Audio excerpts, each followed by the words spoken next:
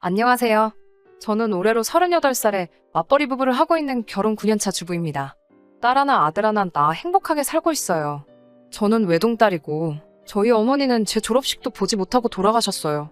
아버지와 단둘이 살고 있었는데 아버지는 엄마가 너무 보고 싶으셨는지 어느 날 갑자기 건강이 악화가 되셔서 손도 쓸 틈도 없이 돌아가셨습니다. 이후에 저는 고모댁에 맡겨졌고 성인이 되자마자 그 집을 뛰쳐나왔습니다. 워낙 안 좋았던 기억이라 딱히 설명드리기는 조금 그렇고 그냥 거기서 지내면서 굉장히 힘들었었다는 사실을 말씀드리고 싶어요. 어린 마음에 너무 힘들어서 그나마 엄마와 사이가 좋던 큰애 삼촌에게 도와달라고 부탁을 해봤는데 굉장히 난감해하시며 앞으로 이런 부탁은 자제해달라는 듯한 말을 들었고 그 이후로는 연락도 되지 않았습니다. 지푸라기라도 짚는 심정으로 이모에게 연락을 했지만 돌아온 건 돌아가신 엄마에 대한 나쁜 이야기였습니다. 사실 엄마가 아빠와 결혼하는 걸 외가에서 반대를 하셨거든요. 그래서 외가와는 거의 연을 끊고 지내고 있었어요. 집안꼴 그따위로 만들어놓고 시집갈 때부터 그렇게 될 줄 알고 있었다는 말을 들으니 엄마 쪽 친척들에게 더 이상 뭔가를 바라고 싶지 않았습니다. 그래서 제가 성인이 돼서 독립을 한 뒤부터는 친가, 외가 친척들 전부 연락을 안 하고 지내고 있어요. 제가 성인이 되고부터 저 혼자 제 앞가림 할 수 있는 상황이 되고부터 저 혼자서 저희 아버지랑 어머니 제사를 모셨어요. 신랑은 이남 일녀 3형제 중에 둘째입니다. 제가 새로운 직장을 다니게 되면서 만나게 되었고 저한테 정말 많은 큰 힘이 되었어요. 내가 이렇게 행복해도 되나 싶은 생각이 들 정도로 저에게 잘해줬고 저는 남편의 청혼에 응하고 우리는 결혼하게 되었어요. 결혼 준비를 하면서 조금 마음에 걸리던 게 있었어요. 혹시 시부모님이 제가 부모님이 없다는 이유로 저를 싫어하지는 않으실까? 깔보지는 않으실까? 이런 것들이요. 상견례 자리도 가질 수 없었어요. 남편이 이미 부모님께는 설명해놨다고 걱정하지 말라고 했는데 나중에 따로 만나게 된 시부모님은 정말로 제 부모님에 대한 이야기는 이미 들어서 알고 있다고만 하셨고 그것 때문에 제가 싫다거나 결혼을 반대하신다거나 하는 기색은 찾아볼 수 없었어요. 오히려 그동안 저 혼자 얼마나 외롭고 힘들었겠냐며 걱정을 해주셨습니다.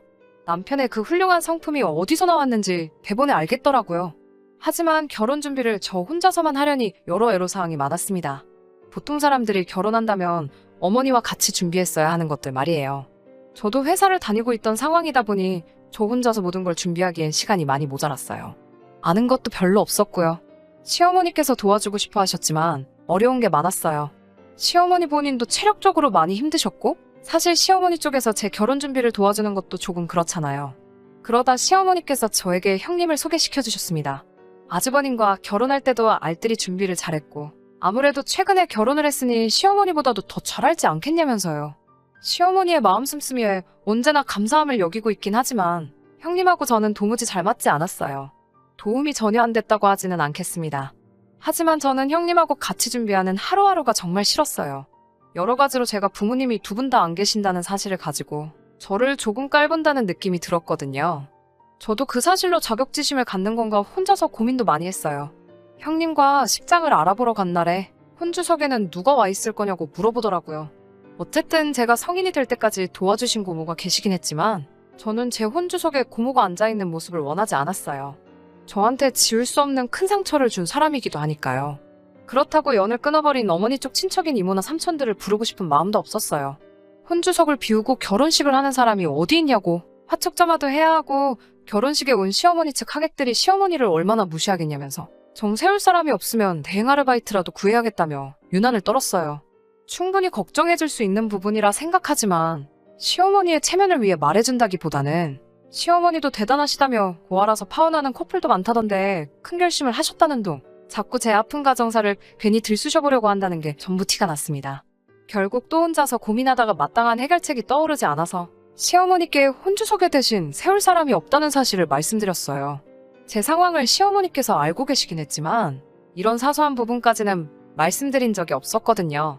숨겨와서 죄송하다는 말을 했는데 시어머니께서는 그게 무슨 미안할 일이냐며 저를 다독여 주셨습니다.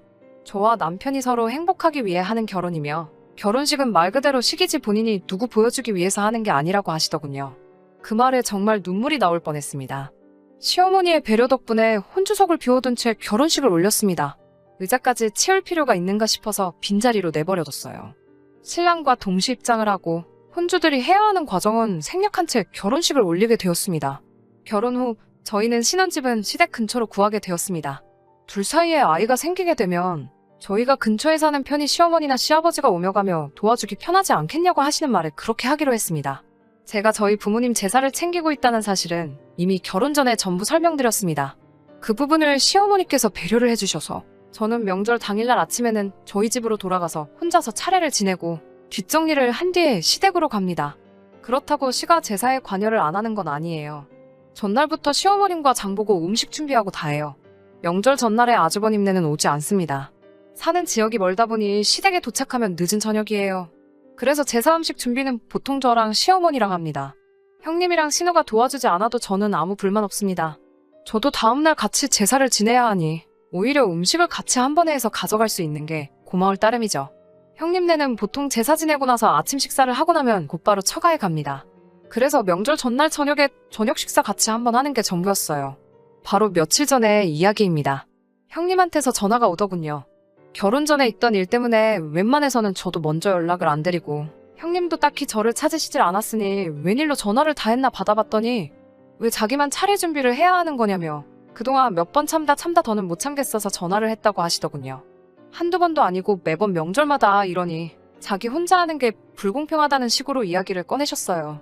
저는 저희 집에서 차례 혼자서 지내는 부분도 있고 시어머니께서도 허락하신 부분이라고 대답했더니 저보고 이 핑계 저 핑계로 빠지려는 거지 양심이 없어도 너무 없는 것 아니냐며 구구절절히 설명하지 말라고 하시더군요. 시집 왔으면 시댁 차례가 우선이지 왜 친정 차례에 목숨을 거냐고 화를 내시더군요. 그 말에 저도 어이가 없어서 한마디 했습니다. 음식 준비는 제가 다 하지 않냐고요. 그랬더니 어머님이 하시는 거 옆에서 거드는 거지 저 혼자 하는 게 아니라고 한마디 하시더군요. 형님이 차례상 차리는 걸 제가 본 적이 없어서 모르겠지만 저희 시어머니 성격에 형님한테 혼자 다 차려놓으라고 맡기실 분도 아니고 전날 미리 해놓은 음식들 가지고 같이 준비하셨을 게 분명하거든요. 지금 명절날 일을 더하는 기분이 드셔서 그러는 것이면 형님은 대신 전날에 음식을 안 하지 않느냐고 한마디 했어요. 식사상을 내가도 제가 더 많이 내가고 뒷정리를 해도 제가 더 많이 한다고 형님은 전날 저녁에 오셔서 아침만 드시고 바로 친정으로 가는 반면에 저는 명절날 단 하루아침만 자리를 비우는 거지 명절 내내 시댁에 머물지 않느냐고 한마디 했어요. 형님은 자기는 친정이 있는데 동서는 친정이 없지 않냐며 자기야 자기 보고 싶어하는 부모님이 계시지만 저는 보고 싶어할 사람도 없으니 그것 때문에 시댁에서 종일 있는 걸 가지고 유세를 부리냐고 하네요. 가정교육 못 받은 게 이런 데서 다 티가 나는 거라고. 제 사정은 알고 없고 똑같이 시집온 마당에 별것도 아닌 이유로 자기한테 일 다 떠넘기지 말고 이번 명절부터는 차례 참석하고 나서 저희 부모님 차례를 지내던가 하라고 하고 전화를 끊어버렸습니다. 도저히 터져나오는 서러움을 이길 수가 없어서 일하다 말고 밖으로 나와 비상계단에 숨어서 혼자 펑펑 울었네요. 한참 혼자서 마음을 추스리고 있는 와중에 신우한테 전화가 왔어요. 올해는 친정에 안 가게 될 것 같다고 이번에는 자기도 명절 전날에 음식하는 거 도와주러 갈 테니까 먼저 장 보러 가지 말라고 전화를 한 것이었어요. 그 와중에 제가 흐느끼며 전화를 받고 있으니 무슨 일 있냐며 꼬치꼬치 묻는데 서러움이 올라와서 형님과 한 통화 내용을 전부 다 털어놨습니다. 그리고 그 일을 신우가 시어머니께 다 말했나봐요. 그날 저녁에 시어머니가 퇴근하고 집으로 오라 하시길래 집으로 가지 않고 시댁으로 갔습니다. 시어머니께서는 저녁상을 차려놓으셨고 자리가 두 자리가 더 있길래 저희 말고도 또 누구를 부르셨나 했어요. 먼저 저녁 식사를 하고 있는데 아주버님네가 오시더라고요.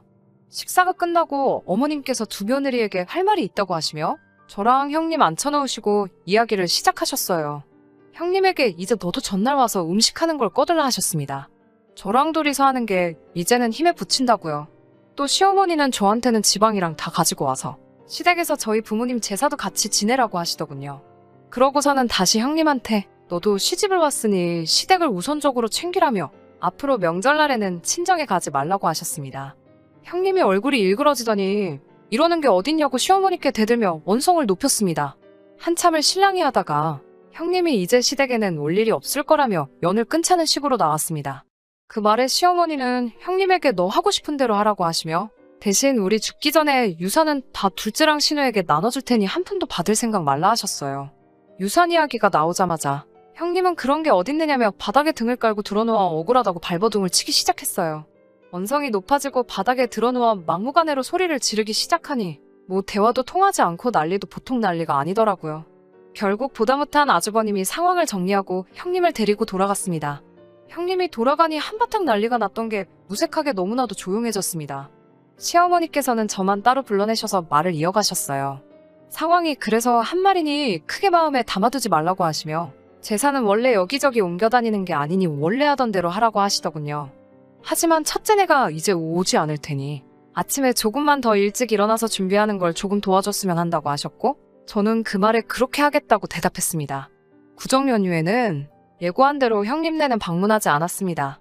제가 생각했던 대로 아침 차례상 준비하는 것 전부 다 시어머니가 혼자 준비하셨다고 해도 무방할 정도로 분주히 움직이시며 준비를 하셨고, 제가 도와드려야 할 것은 많이 없었어요.